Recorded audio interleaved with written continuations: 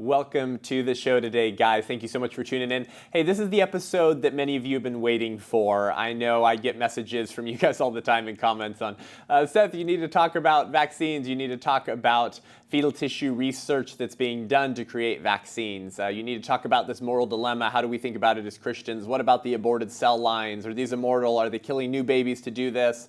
I know many of you guys have asked these questions for a long time, and in the Protestant evangelical circles and community in America, there's a lot of ignorance on this topic. In fact, there's a lot of support for some of these abortion-tainted vaccines that so many of our Christian brothers and sisters are just so woefully ignorant on. And so I brought on today Dr. Stacy Trasancos, who's really established herself as an expert in this field. She's a scientist, theologian, and mother. So how's that for a trifecta? She has a doctorate in chemistry from Penn State University and a master's in dogmatic theology from Holy Apostles College and Seminary. She has 7 children and 6 grandchildren and has worked as a chemist for DuPont before converting to Catholicism and radically restructuring her life. She left her career for quite a while to stay home for her kids, and from there became a writer and educator. And she's now the executive director of Bishop Strickland's St. Philip Institute in Tyler, Texas. She also teaches online theology courses for Seton Hall University and is a fellow of the Word on Fire Institute. And she's also the chief research officer at Children of God for Life, which fights to end the use of aborted children in scientific research and manufacturing. Buckle up, you guys. You're in for a treat. I'm Seth Gruber, and this is Unaborted.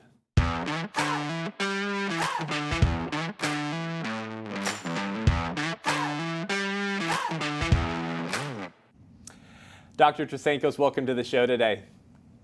Hello, thanks for having me on, Seth. It's great to have a chance to talk about these terrible things, make sure people know more about them.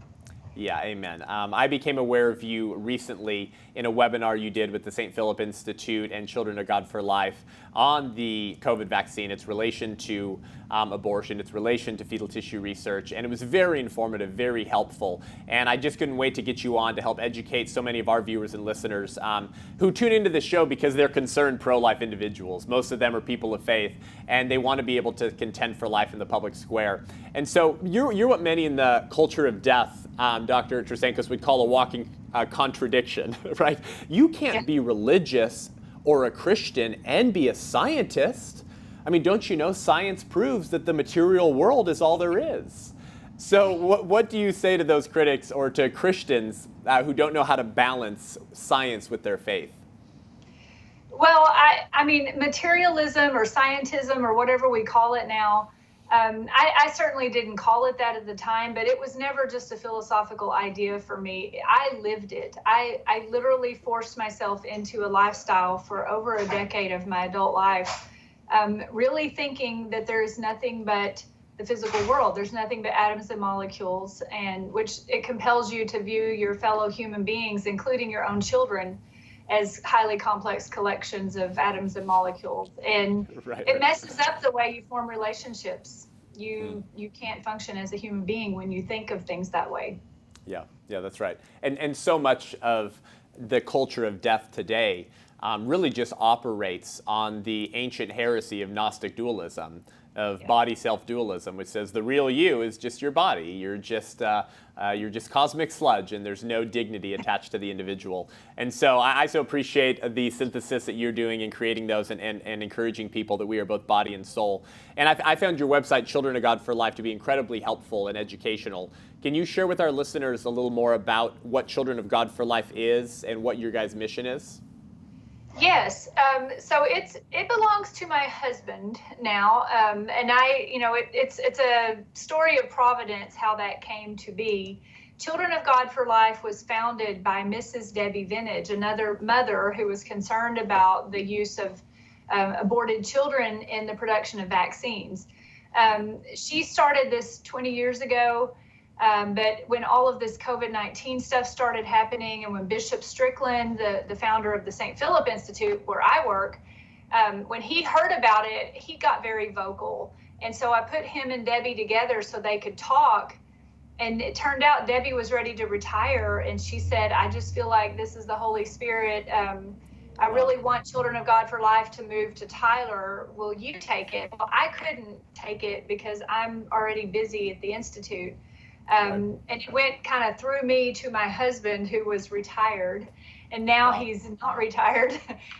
Now he's devoted. He sits at the kitchen table every day and answers emails and talks on the phone to people who are just now waking up to this issue and who are mad, want to do something about it. So all glory to God for making this, putting all those things in place, because I never would have seen any of this coming.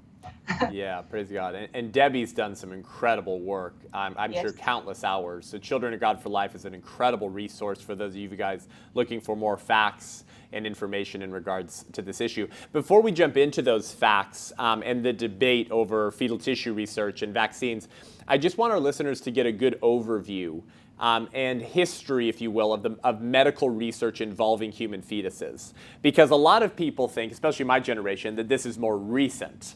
But aborted children being used in biomedical research is documented as far back as the 1930s. Yes. Could you give us a historical primer on how the culture of death has been using aborted children specifically in order to perform research? Yes, I can. I mean, when I found out about it happening, I'm like, when did this start? And it started before abortion was even legal in our country. In the 30s. It really took off, though, in the 70s when abortion did become legal. That sort of changed the whole game for them.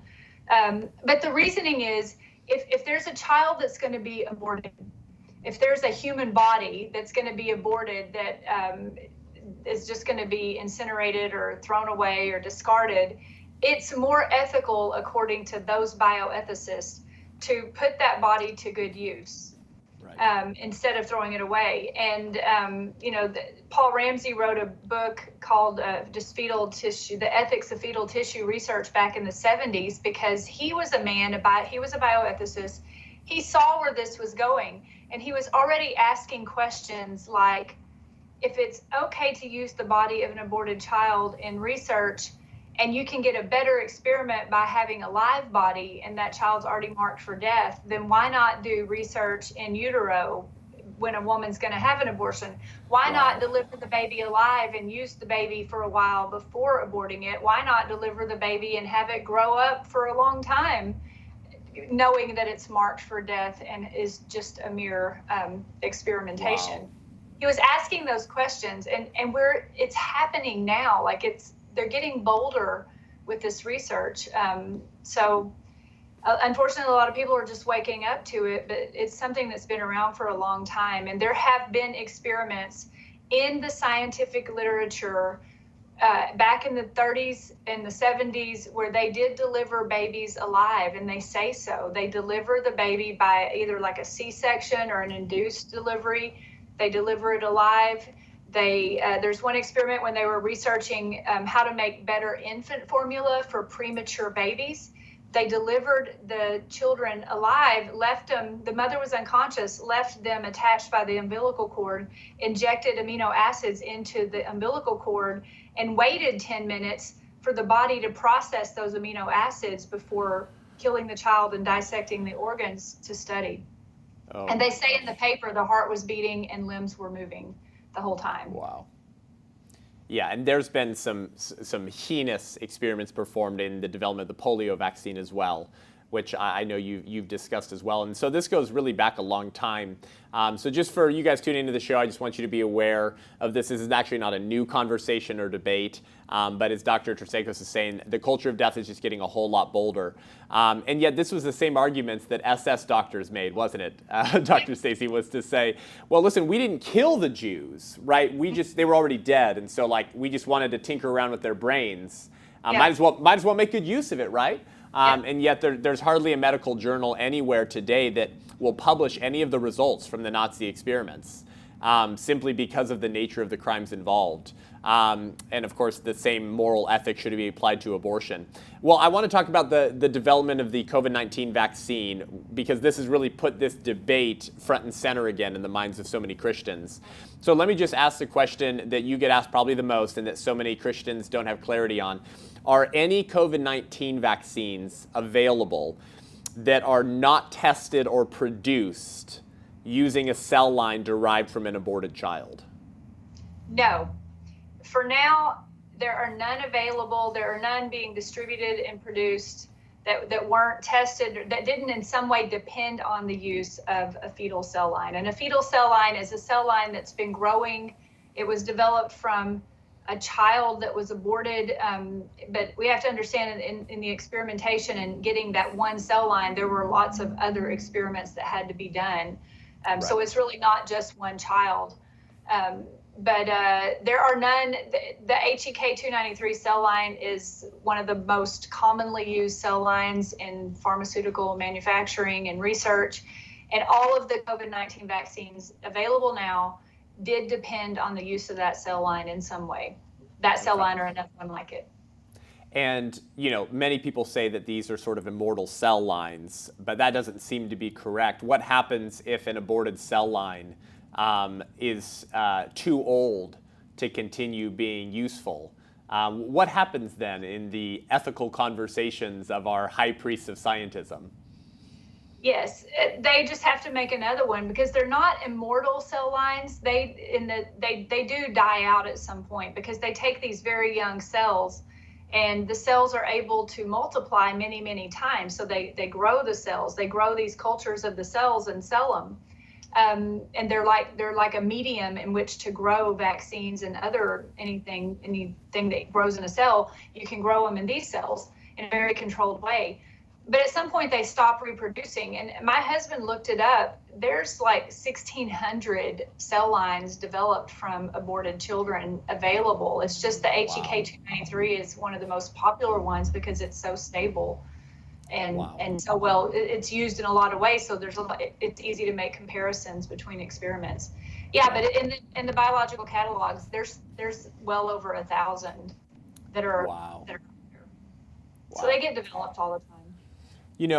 Dr. Stacy, in many of the circles I run into, many even pro-life Christians will argue that taking vaccines developed from an aborted cell line is fine. It's morally acceptable because, we're so far removed from the original aborted baby. And so your participation in the vaccine is not furthering the evil of abortion today, but it's only helping American citizens protect one another from viruses.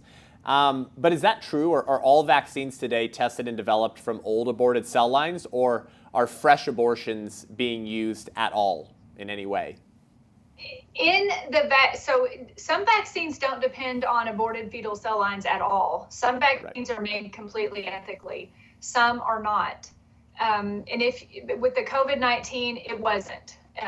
The time when we were supposed to be making a lot of noise saying, don't you do that, we're not going to use it, passed. And there wasn't a big enough outcry, and they did it because they were in a hurry, and that's a very common cell line. So we're stuck with these vaccines now. Right. Will there be one that's ethical? There will be if people keep protesting these enough. Unfortunately, I honestly don't see that happening, not anytime soon. So that's where we are. But the Catholic Church does make a clarification. If it's grave, and that's where the debates happen, what is grave? What is grave enough? If you're in a situation where you have no other choice and you truly do need to use this vaccine, and it's not your fault that you have no other choice. I talk to people on the phone all the time. My husband does much more than I do.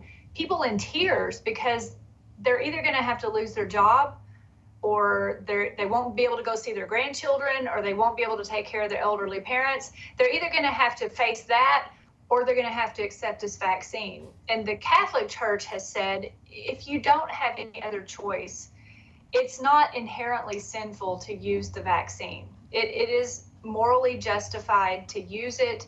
But the part of the conversation that got left out was only if you have to.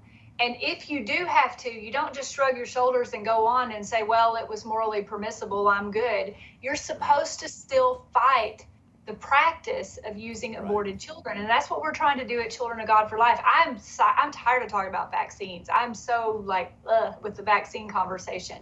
Yeah. But you're supposed to still fight it. If you don't get the vaccine, you're supposed to still fight this in our culture. If you do get the vaccine, you're supposed to still fight this practice in our culture. And that's the part that didn't happen. Yeah. Well, it is because people like you are bringing awareness to it. Well, it's sort of a tragic result of the culture of death, right? A culture that tolerates the slaughter of the unborn, where very few take personal responsibility to make a big sound to end abortion. If they can't get themselves off the bench to end that, why would we think that they would be disturbed enough to end the experiments on those recently murdered children?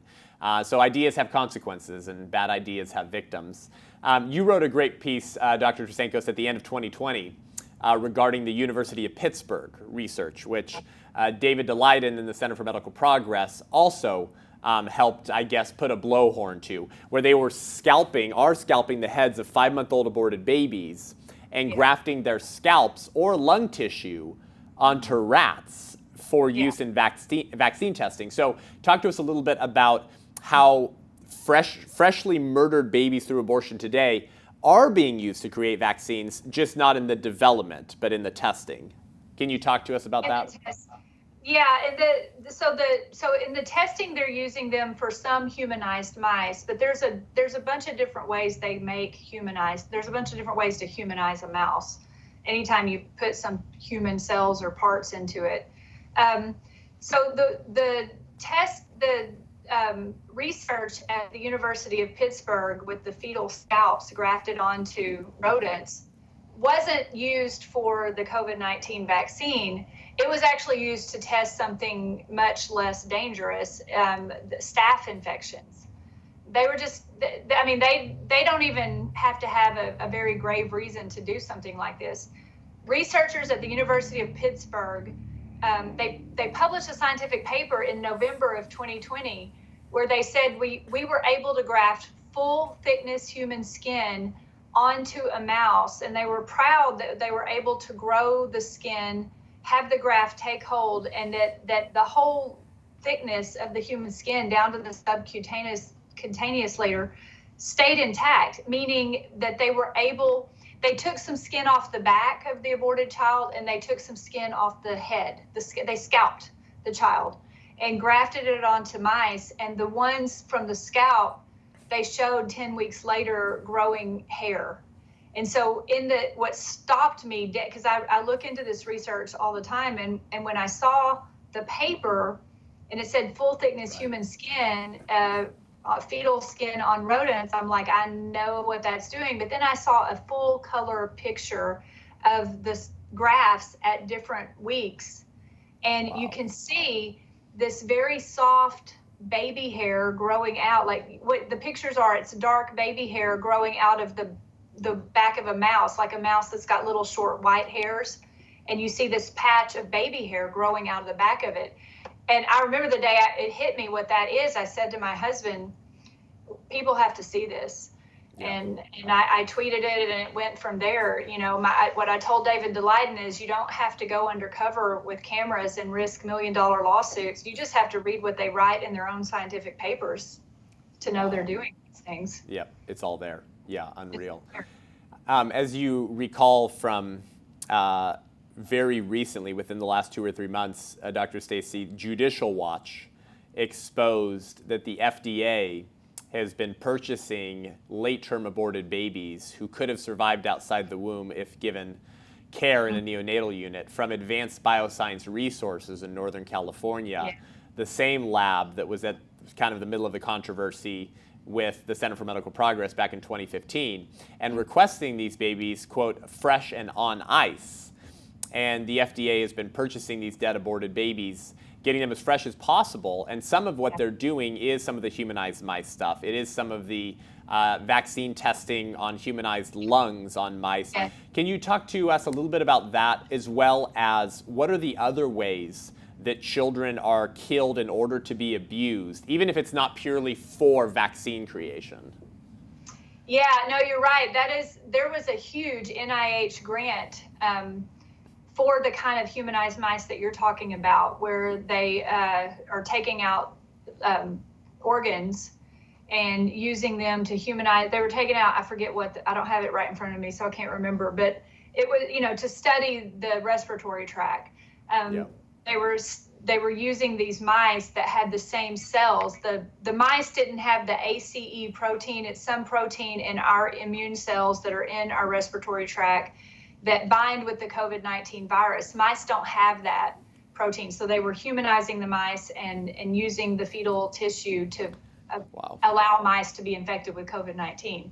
And there was a huge NIH grant that funded that, so they would have lots of mice to do the studies on. There's that, but there's stuff you read every day. One of the biggest programs going on right now, it's kind of like the Genome Project, which used aborted children, by the way. A newer one is called a fetal cell atlas. And it's not just one team of researchers, it's researchers all over the world trying to map out nucleic acid by nucleic acid, the entire genetic sequence in the cells of a child as it goes from a zygote to a fully formed human body. Because, the zygote multiplies and then those cells differentiate and it becomes all the organ systems of a human body, a highly complex collection of atoms and molecules. But to do a fetal cell atlas in 2 dimensions where you have to do time and space, you need the space of all the different organs over a trajectory of time. So they need thousands and thousands of aborted children to be able to take different organs at different times along the gestational period and subject them to something called single cell transcriptomics, where they have these analytical machines that can determine the genetic sequence, the nucleic acid sequence in the DNA. So that is underway and it's just getting started. And it's a signal to us that they're going to be doing this kind of research much, much more in the future. And this research, one last thing I'll say about that, because I think it's important. This research is being done because they predict that by understanding how the genetics change over time during development, they'll be able to cure most pediatric deaths. Right. So we're not talking about COVID-19 and a vaccine. We're talking about a massive research program that will cure. They're using the unwanted dead children to find cures for the wanted living children. That's what it comes down to. Is this the same thing with the doctors in the last? So much has happened in the first 100 days of the Biden administration, obviously the most pro-abortion, anti-life administration in American history, where the doctors were pushing to drop the 14-day limit on experimenting on babies in petri dishes to do, it sounds like you're talking about, to experiment with gene editing and in order to perfect ourselves, in order to, one could say, live forever, which goes right back to Genesis 3, that God doth know in the day ye eat thereof, then your eyes will be opened and ye shall be as gods. And this is what I'm so thankful for your work and why I try to wake up Christians who say they're pro-life. But they say, you've heard this, right? We're not political, Dr. Stacy. We just preach the gospel. So, thanks for what you do, but, we don't do that in the church. And what I try to wake people up to, realizing, is that this is not an alternative politics. This is an alternative religion, whose greatest sacrament is human sacrifice.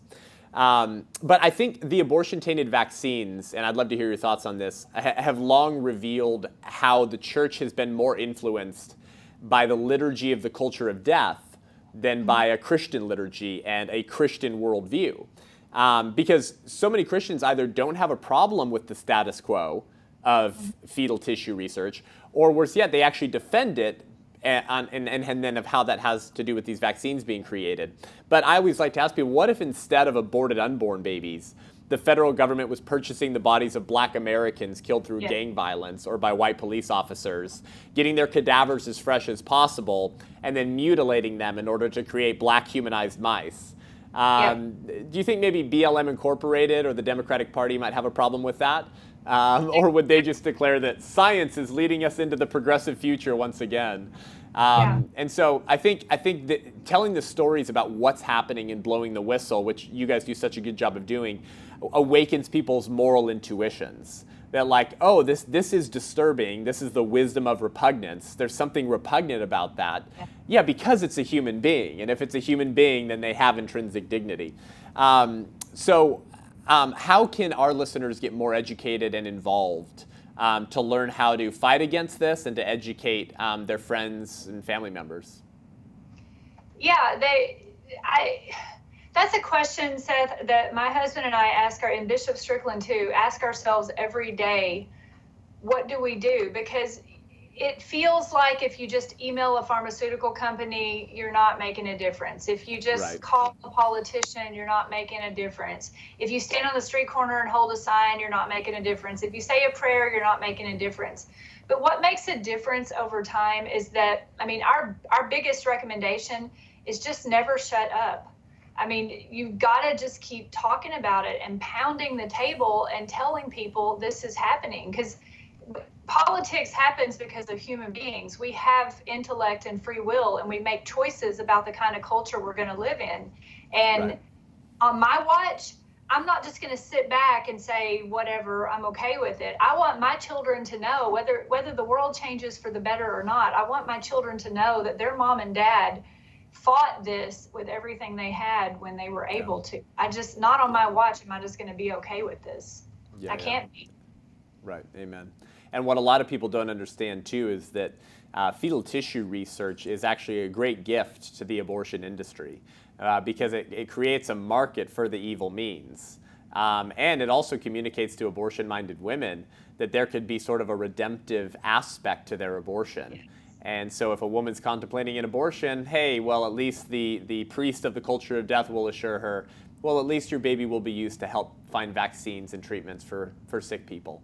And so much of this just goes hand in hand with one another. But how do you think, Dr. Stacy, pro-lifers should think through the moral questions at play here? So I get a lot of questions of people saying, I don't know if I should take this. Obviously, when you're talking about kids, if you're talking about really anyone under 50 or 60, I don't understand why anyone would take this quote-unquote vaccine, this mRNA, when you're probably fine unless you're morbidly obese or you have pre-existing conditions. But a lot of families are just not aware of these realities. Many of them may be being pressured to take it in order to keep their job. So how should Christians think about the moral issues at play taking a vaccine that was produced or tested with cell lines from a murdered baby? If you don't have to take it, you shouldn't. And what that, I mean, because that even the Catholic Church is clear on that if there are grave situations, but I just haven't seen there to be a grave situation, especially not down here in Texas. Right. And I know some people, their grave situation was they would lose their job. I know someone who has 2 small children and takes care of his elderly parents. Losing his job would have been a pretty big deal. What the church says is, you have to form your conscience. Like, you have to know all sides of the issue. And then you also have to look at your own life and practice prudence and pray and be guided by the Holy Spirit. What am I being called to do? There's a very narrow way where you might have to accept that vaccine. But, when our kids were little, we accepted the MMR vaccine for them because we wanted to protect our children and we didn't have any other choice. And I weighed it. Do I protect my own child or do I take a stand? In the end, with tears running down my face, I let my child be vaccinated. But I said right then, that just made me madder. I was madder then. I wasn't going to just shrug my shoulders and say whatever. I said, I'm going to make sure I'm going to make sure my kids don't have to sit here and face this same question with their kids. And so we just kept fighting for the next 15 years. And I was really hoping COVID-19 would be the event that woke people up. And I think it did a lot of people. But, that's that's just like the picture of the world we're in right now. Yeah. Like it or not. Yeah. Do you know anything about the sort of the way that this industry operates in any of their future goals? So when some of these cell lines are not as effective and they have to find new cell lines, do you know any of the inner workings of how the sort of fetal tissue research industry and how it works with vaccines works? Like, are they going to be in a position where they need to justify or obtain a freshly aborted baby again to start a brand new aborted cell line? How does all of this work exactly? Yeah, I mean, so here's the thing, Seth. In the scientific papers, they say enough that they can communicate to someone else what they did, but sometimes they're bold, sometimes they're sneaky. In the sneaky circumstances, they say things like they extracted the organs in vivo, which that means they butchered a live child. and if you try to press them on, like at the University of Pittsburgh, they have a researcher there who says he perfected the technique for extracting organs from aborted children, and in perfecting the technique, he says they extracted the organs in vivo, and that means in the living. Right. And there are people now pressing, because in Pennsylvania, it's illegal to do that. It's illegal to do that to a child who's born alive. And so these questions are getting asked, and it could go to court, it could not go to court. It could not go to court, and the judge could not rule that it was actually wrong, because it depends on so many free wills at play there. But yeah, it still happens, and they're working every day to figure out. I mean, if you're a scientist and you're a materialist and you don't care about killing the babies in the womb, and you do care about having a successful scientific endeavor, research, experiment, production, development, you care about doing good science, what's the reason for not delivering the babies alive and using them alive? What's the reason? Like, why would that person care? Exactly. Yeah. And I do suspect that it happens. And I think we need to keep pressing on that issue. And, if they try to deny it, they know they're hiding something. If they just come right out and say, yeah, we do it, then come on, bring it, say it. Yeah. Let the public know. Yeah, that's right. And many of the people who do these procedures, particularly at UCF, at University of California, San Francisco, they use digoxin in order to bring on cardiac arrest. But the problem with that is you spoil the tissue. And you'll read in their papers, they complain about the spoiled tissue that they can no longer use for sort of proper organ harvesting. But their own literature admits that when you don't use digoxin, you can result with born alive children in about 50% of those late-term abortions. And then, like you said, you're left to ask, so what happens with those babies after they're born alive? Well, they're probably killing them and dissecting them while they're alive. So for you guys listening to this, share this widely, because once you know, as Scripture says, as Proverbs say, you can no longer say you did not know. And God's going to hold us accountable. And if we pretend we don't know and turn a blind eye, we will be held accountable for that as well. As we wrap up, Dr. Stacy, can you just update us on any actions that are being taken or are trying to be taken, probably only by Republicans, to eliminate the use of fetal cell lines in future vaccine developments? Right now, I know my husband calls politicians. We have some very pro-life Republican politicians here in Texas. He's talking to them. Some of them didn't even know about fetal tissue research. So there's a lot of education going on right now.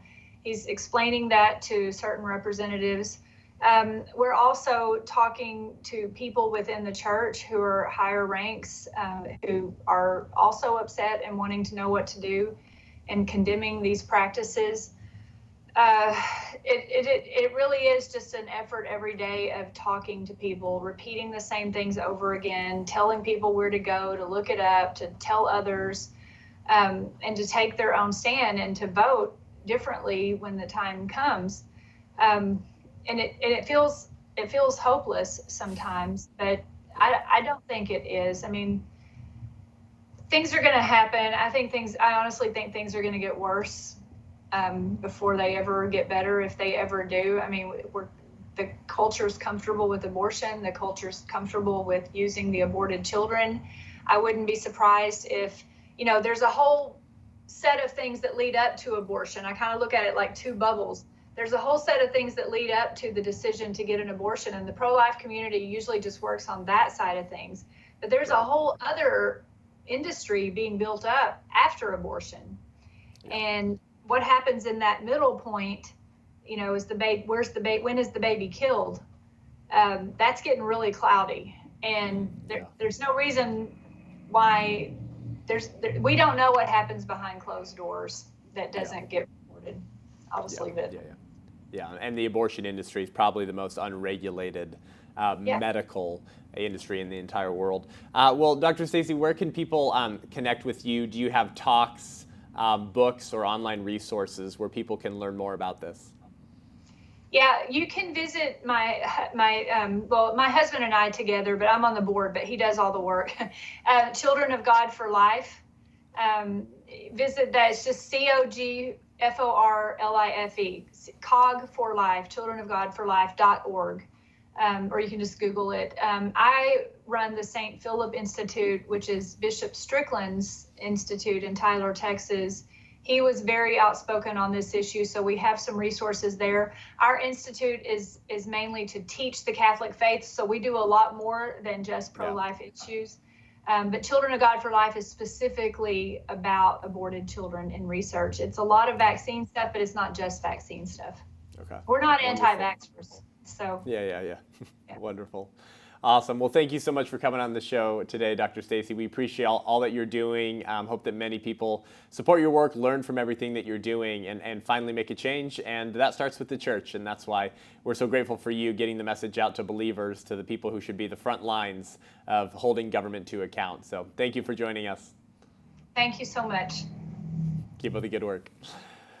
Well, thanks for joining me today, guys. Head on over to iTunes, YouTube, Spotify. Give this show a rating and review. Let us know what you think. It really helps us reach more people. Share this episode widely. We'll put all of the resources to Dr. Stacy Trasancos, Children of God for Life, and the St. Philip Institute there for you to really dive into some of the literature, some of the proof, and some of the education you need to become educated on these topics. If you want to learn more and engage with me online, head on over to sethgruber.com, SETHGRUB as in baby boy, ER.com to sign up for my newsletter, to stay informed, to see my speaking schedule if you want to hear me speak live and local, or to book me for an event as my fall schedule is filling up fast and we want to get your individuals, your youth, your church, your school woke to these realities, off the bench, on the culture wars, in the political battle to defend the preborn and the most vulnerable among us. Thanks so much for tuning in. We'll see you guys next week. I'm Seth Gruber and this is Unaborted.